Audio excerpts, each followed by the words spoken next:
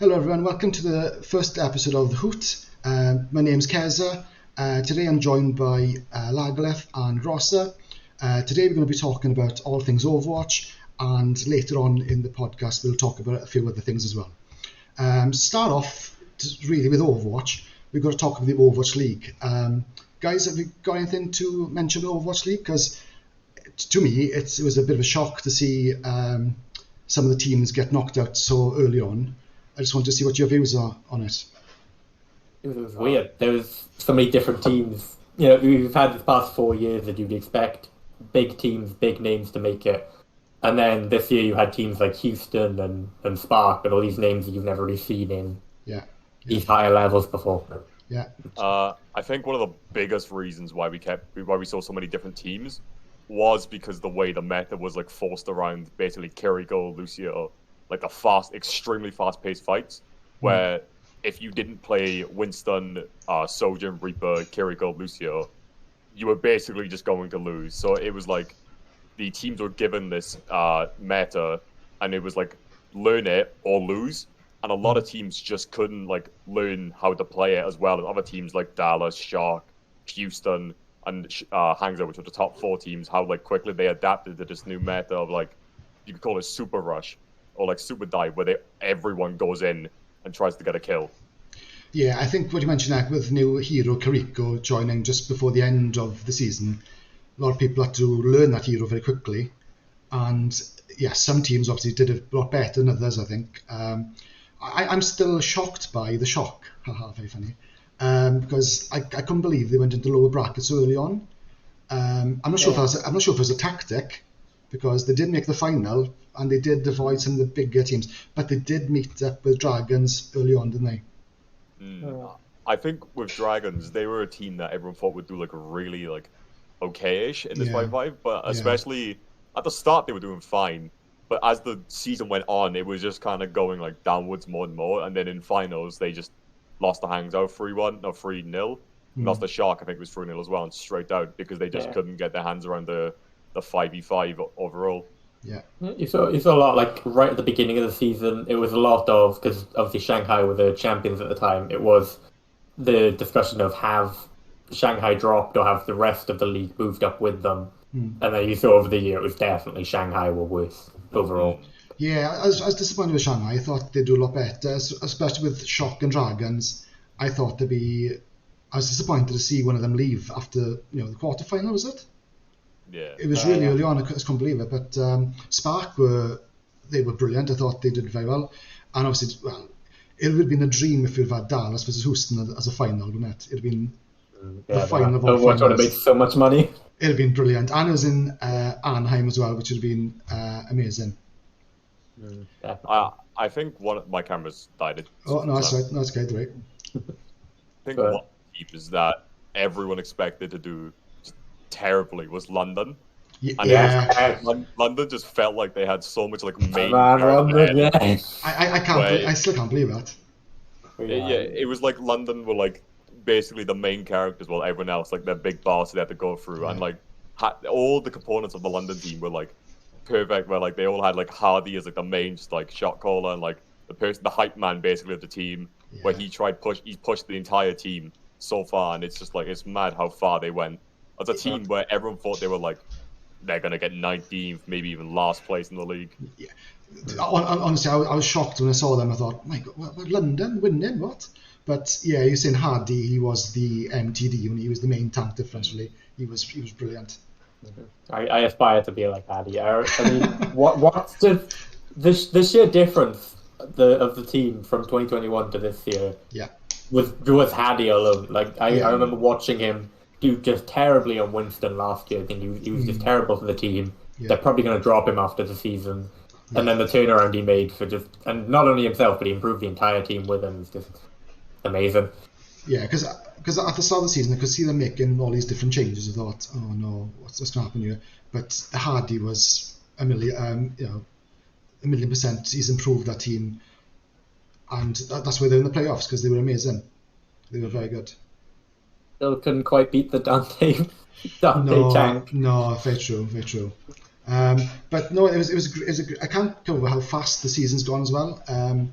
It was just a couple of months ago we were watching the first starting, stage. it's so fast. The first Overwatch 2 games. Yeah, it's crazy. And obviously with the new, on the final day, obviously we noticed like a new hero come out, Rametra. It's a shame that we didn't actually get to see him played by the pros, obviously, but I suppose it gets us excited now to look forward to next season to see what type of hero he's going to be. Obviously a tank hero, but we won't see what he's really like until the pros get hold of him, obviously. I think, when they were like talking about Ramatra, a lot of the developer said he has like two forms, the brawly form or like these passive poking forms. So he feels like he's gonna be a mix of like an extreme brawl tank like Doomfist and then an extremely poke tank like Sigma. So it's gonna be interesting to see if people are gonna just go like full rushdown mode with like Lucio Kiriko again, but with Ramatra instead of Winston. Because he might be more of a tank that can blow up someone quickly, or they're going to try and just stick with the Winston and not like try and change the meta because it might just stick well. But I think Ramatra's story as like when he related to like Zenyatta as like a monk, trying to like get Omnic rights and like respect like humans, and then seeing what humans were doing to the Omnics in like London or like around the world, kind of made him like change, and like he's like now fighting for liberation of Omnics and wants to like defend his people no matter like what it takes. Yeah, no, that's good. Yeah, Morgan, sorry. I'm just interested to see how they take Rametra with those, like how they can split those two playstyles. Like you saw, like with the Shock, for example, with Winston, they had a very aggressive player in Mikey and a very passive player in Kaluj. Will that sort of translate to Ramatra as well, as you pick up one tank player to play the more poke style Ramatra, another to play the more brawl style, or will one person be able to do both? Yeah, that's good. And obviously one hero we obviously hadn't mentioned really that was quite new to the season was Sojourn. And a lot of heroes used Sojourn very well, obviously, because so much damage, very similar to Soldier 76 really, as in damage that she can deal with. And we saw a lot of that in Overwatch League as well. Yeah, I feel like I think Sojourn and Lucio were the main like characters of this season, where Lucio, I'm pretty sure, was in every single meta, where at the start he was in the Genji, Sombra, Winston, Ana, Lucio, where you speed in, you hack, you get a kill. Oh no, it wasn't Sombra, it was Soldier. Or it was like the Jolts comp where Lucio was still in it, where like it was about speeding in with like the massive sustain with Junker Queen Shout, Brig, Inspire. And then Sojourn was in that comp as well with the extreme poke that she can do. And then in the last meta that we had now with the Winston comp, or like the extreme dive, Lucio was still there. So I think Lucio is going to be a big issue for Overwatch if they want to try and like tone him down, because he is extremely is so good in this 5v5 fast-paced gameplay. Yeah. I think it's especially with Sojourn as well. Just she's really fast-paced. She has a slide. She has lots of mobility, and then she just has her two different railgun modes where she can either go in the middle of a brawl fight, just left click, getting tons of charge, and then just clean up a fight with her right click from afar. She can just play any sort of play style, really. No, I think it's important to get a new tank as well, because we had obviously Sojourn as a DPS, Kiriko as a healer. So obviously as a Reinhardt one trick really myself, it was nice to see a new tank, Rametra, obviously. But it also quite exciting now for the next season to start and see him being used by a lot of teams and see who uses him best. Hardy maybe. You know, who knows? Who knows? I mean, if Junker Queen had more, yeah, as well, Junker Queen as well. Yeah, sorry. Yeah, I'm more thinking about. I'm kind of annoyed at the Overwatch League really, because we as the public had, I think it was 2-3 weeks with Junker Queen in the public beta. And she was available in Overwatch League for about a month or two, and she was the predominant meta the entire time. So the developers looked at that, said, no more Junker Queen, we're going to nerf her. And then by the time it actually got to us getting our hands on the full game, there's no Junker Queen to be seen, and we've yet to have a good experience with Junker Queen. She's just kind of like miserable to play when you're playing it. Yeah, that's one thing we definitely have to look into as we're playing and scrimming. Talking about scrimming, obviously with the Owls, obviously. How's the first couple of weeks gone with? Obviously, we've only had one game because of the 3 week break. How's the team going for the season, guys? Fun, definitely. I actually, surprisingly, the break has worked quite well for me because I am a main tank player and it has been an off tank meta, Okay. which means it's not been very fun for me. But if we only get one game, there's only one game in the off tank meta for me. How's how's your role change going, Jake?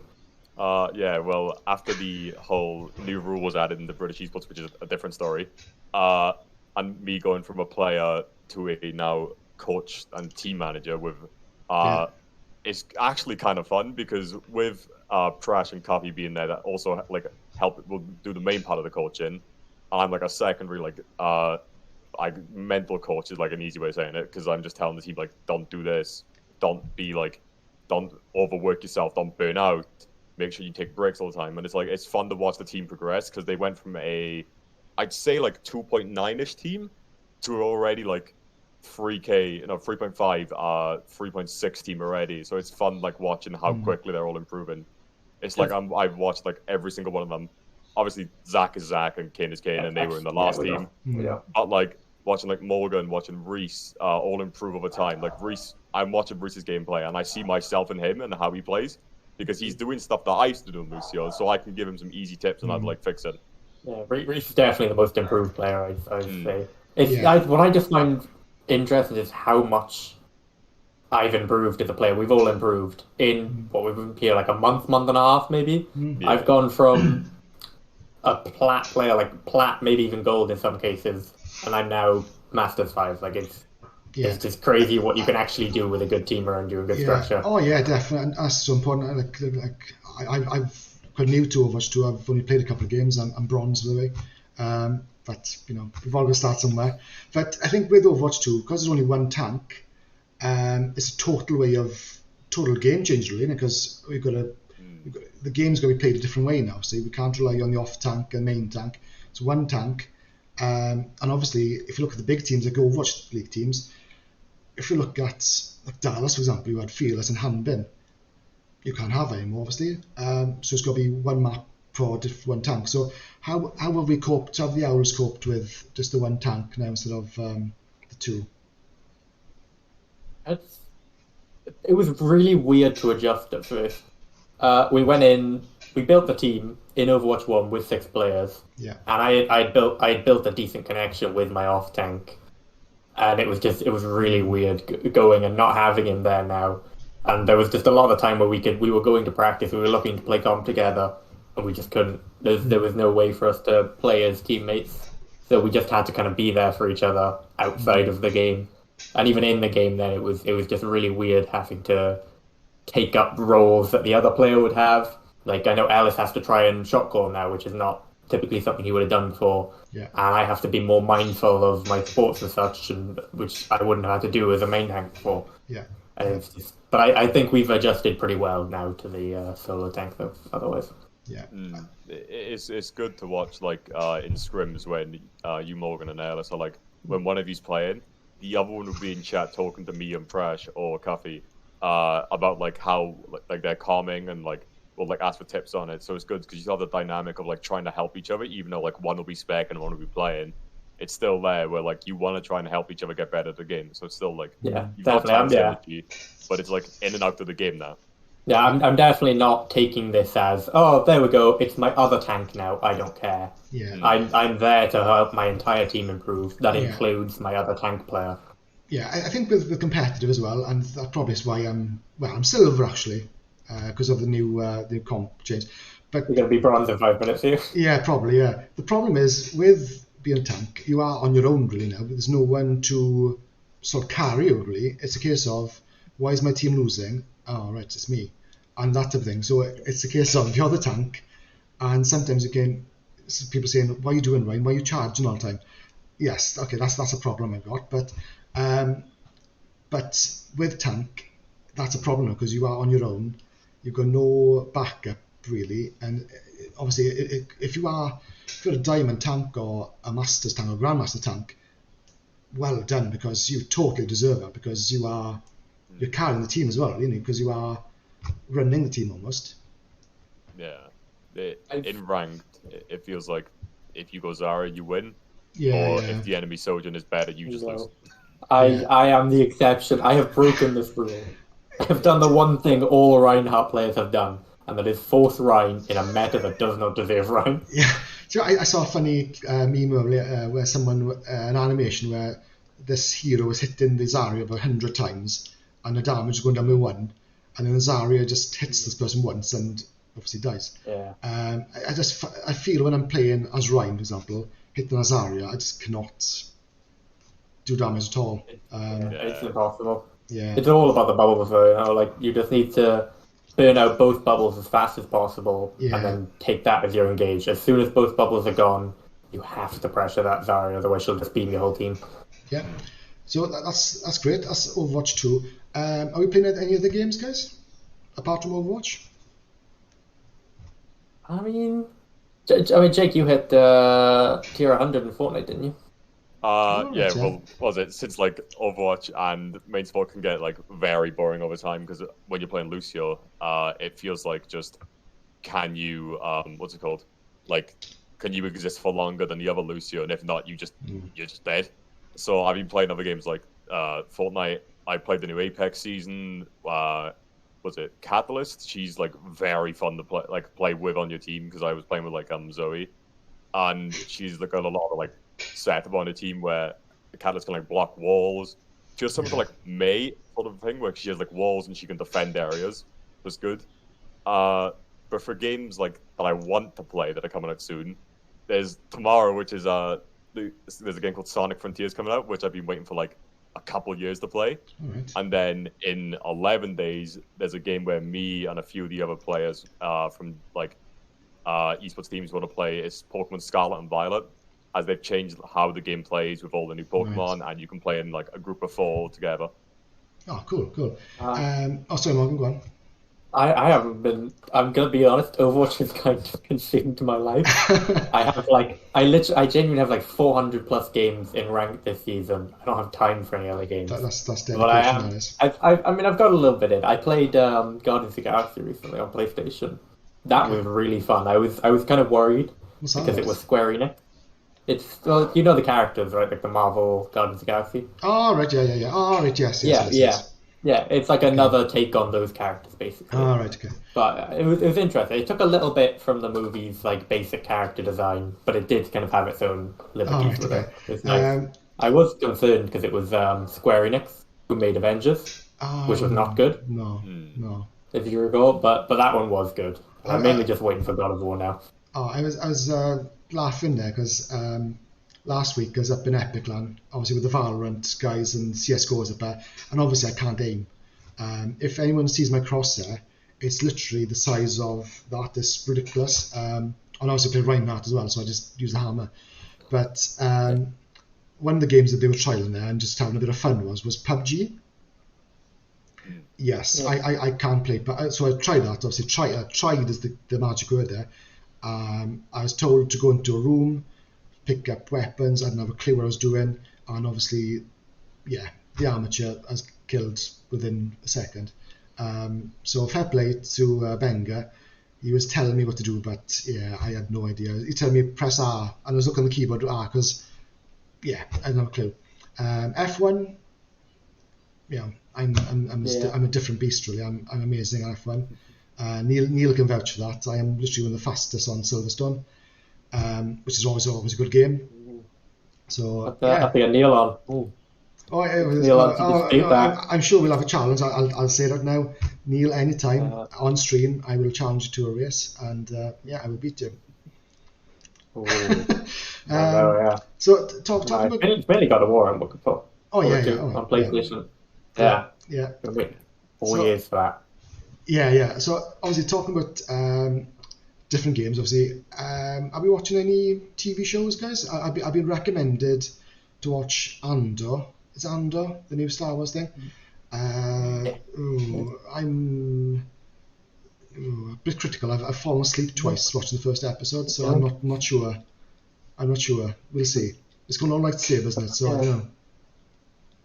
Yeah, I'm not a big Star Wars guy. I've never gone into them. I think I watched like episode 4 a few years ago. No, I'm not really my kind of thing. That's it. Do you haven't watched any of those? No. Okay. I tried episode 4. I thought it's all right, not really that fast, and called it a day. Yeah. Yeah. So I'm not like, obviously Star Wars now, especially with Disney, are just pumping out new things like every week. Yeah. I'm not. I think that's a problem as well. Disney, well, I'm not going to say on stream, but they are looking at new films every year, and the problem is quality isn't always there, then, is it? So that's a bit of a problem. Yeah. You saw that especially with the new the CGI and stuff in She-Hulk.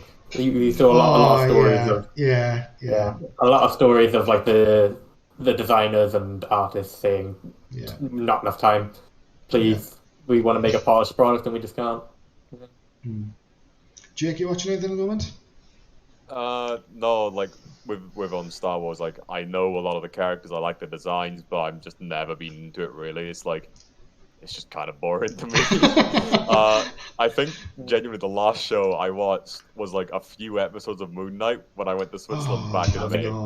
I did enjoy Moon Knight, but the CGI is a bit like poor, especially in the first episode. I started watching. I should look past it. No, I started watching that and I thought, what on earth is this? Is this really Marvel? But it's a good show, but it's just CGI kind of off-puts me. I don't know. I loved it enough that I could look past the CGI. Like it wasn't terrible. It was okay, and I was fine with okay. Like I can deal with okay. I don't watch too much. I usually just have like 1 or 2 shows that I'll watch like again, or I'll just put something on while I play. It's not really a TV show, but like I'm looking forward to this. It's like a anime of a game that's gonna release in like January. It's a game I played like years ago. It's Neo Automata that they're finally making it into like an anime, and the animation looks like amazing on it. So I'm probably gonna be watching that soon as well. And then in December there's a Netflix series for Sonic coming out again, so I'm gonna watch that as well. Yeah, I get that. Do you talk about that? Oh, sorry, go on, Morgan. Overwatch Netflix series. Literally, I was about to say that now. Didn't League of Legends do something recently? Arcane, yeah. But honestly, if Overwatch, if anyone from Overwatch are listening right now, if they make a Netflix series, because I think a movie, a Netflix series or a movie, yeah. Because if you watch the shorts and the stories, they are really, really good. And if they had some sort of, TV show, that would be so popular, and people would love watching it. And you'd have a story behind as well. Because you got the Overwatch team against the Null Factor. It'd be really good. I don't even need obviously there's 36 heroes now, all over the world, a bunch of different lores. I don't even need them to cover everyone.